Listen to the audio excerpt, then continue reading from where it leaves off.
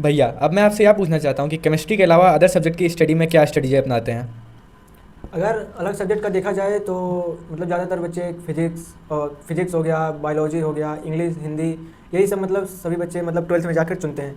तो मैं कहीं ना कहीं उनसे ये कहना चाहूँगा कि सबसे पहले अगर फिजिक्स की बात रही तो आप सबसे पहले फार्मूला जो होता है, मतलब क्वेश्चन बहुत बच्चे कहते हैं कि मतलब मैं क्वेश्चन पढ़ता हूँ तो समझ में नहीं आता है। तो सबसे पहले क्या है कि मतलब जो चैप्टर के क्वेश्चन है आप पहले चैप्टर के कॉन्सेप्ट को समझिए।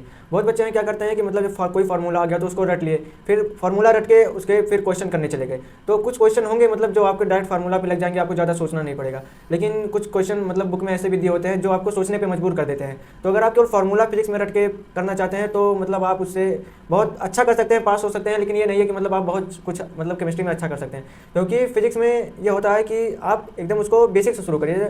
क्या होता है फिजिक्स में डेरिवेशन होता है। तो कुछ बच्चे क्या करते हैं कि केवल जो मतलब डेरिवेशन का जो रिजल्ट आया केवल उसी पर फोकस करते हैं और डेरिवेशन को ध्यान नहीं देते हैं। लेकिन जब आप पीछे क्वेश्चंस पर जाएंगे या फिर जब आप पीवाईक्यू देखेंगे, मतलब बोर्ड के पीवाईक्यू को देखेंगे, तो कुछ क्वेश्चन हमें ऐसे भी मिलते हैं जो डेरिवेशन बेस्ड होते हैं। तो अगर डेरिवेशन बेस्ड क्वेश्चन आ गया और आप अगर केवल फार्मूला रट के गए हैं तो जाहिर सी बात है आपसे वो क्वेश्चन नहीं बनेंगे। तो मैं ये कहना चाहता हूँ कि फिजिक्स में आप लोग डेरिवेशन पर भी ध्यान दीजिए कि मतलब ये चीज़ें मतलब जो फार्मूला आप रटे हुए हैं कहाँ से आया, कैसे क्या हुआ, या फिर कैसे वो चीज़ें आई यहाँ तक। और दूसरी बात फिजिक्स में यह है कि क्वेश्चन पढ़ने के बाद उसके अप्रोच को समझिए कि मतलब क्वेश्चन आपसे कहना क्या चाह रहा है, आपसे निकलवाना क्या चाह रहा है, वो आंसर क्या आपसे चाहता है। बहुत बच्चे होते हैं कहते हैं कि मैं क्वेश्चन पढ़ा उसके बाद मुझे समझ में नहीं आया कि मतलब क्वेश्चन पूछ क्या रहा है या फिर उसका आंसर कैसे लिखें।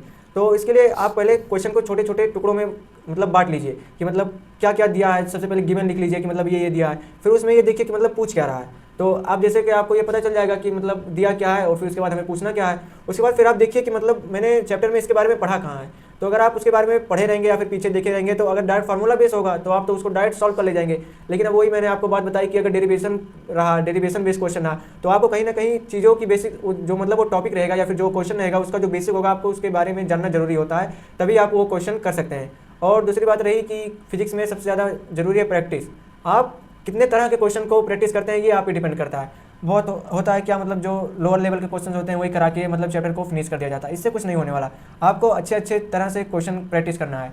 और ये भी नहीं है कि मतलब आप इधर का बुक ले लिए उधर का बुक ले लिए, 4 बुक 5 बुक लगा रहे हैं। आप 4-5 बुक को एक बार लगाने से अच्छा है आप एक बुक को 4-5 बार लगाएं। उससे क्या होगा, आप जितनी बार लगाएंगे आपके अंदर कुछ ना कुछ हर एक बार एक डाउट निकलेगा, या फिर आप जितनी बार उस बुक को लगाएंगे उतनी बार आपके अंदर मतलब कुछ ना कुछ आप उससे नया सीखेंगे।